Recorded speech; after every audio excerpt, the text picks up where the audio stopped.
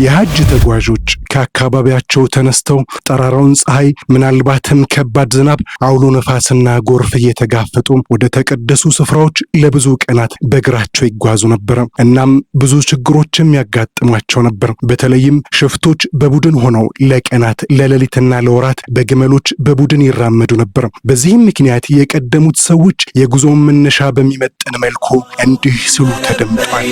ለሐጅ የሚሄድ ሰው ጠፋ፣ ከሱ የተመለሰ እንደ አዲስ ተወለደ። ይህ እንግዲህ ሐጃጁ ሀገሩን ለቆ ሲወጣ በየዓመቱ የሚደጋገመው ሐረግ ነው። እናም ያ በጠራራ ፀሐይ ስር የተወሰደው እርምጃ ጥማትና ረሃብ ሁሉ ማለቂያ በሌለው አሸዋ የተሸፈነውና በየምሽቱ ከከዋክብት ሰማይ ስር የሚያሳልፉት እያንዳንዱ እርምጃ ሁሉ ሁጃጁን ወደ አላህ ያቀርባቸው ነበር። ስጋዊ ተጋድሎ ወደ መንፈሳዊ ንጽህናና ወደ አላህ መቃረብ ያለውን ውስጣዊ ትግል የሚያንጸባርቁበት የትዕግስት የጽናትና የመስዋዕትነት ጉዞ ነበር።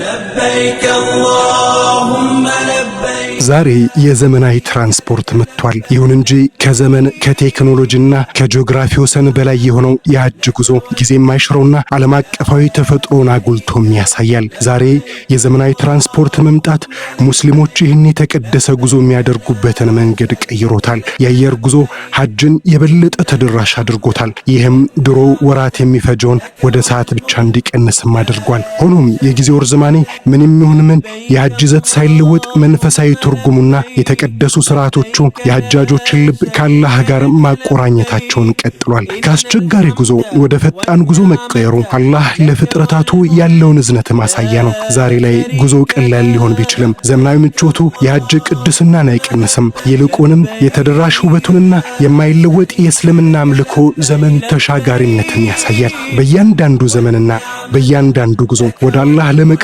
የእርሱን እዝነት ለመለማመድና ዘላለማዊ በሆነው የአንድነትና የእምነት ህብረ ዝማሬ ውስጥ እንድንቀላቀል የሐጅ ጥሪ ጊዜ የማይሽረው ግብዣ ነው። እናም አላህ አግርቶላችሁም ዘንድሮ ሐጅ ለመሄድ የተዘጋጃችሁ ሁጃጆችን ሁዳ መልቲ ሚዲያ እንኳን አላህ ወፈቃችሁ እያለ ሁጃጆችን ሁሉ አላህ በሰላም አድርሶ በሰላም እንዲመልሳቸው መልካም ስራቸውንም ሁሉ እንዲቀበላቸው ይመኛል።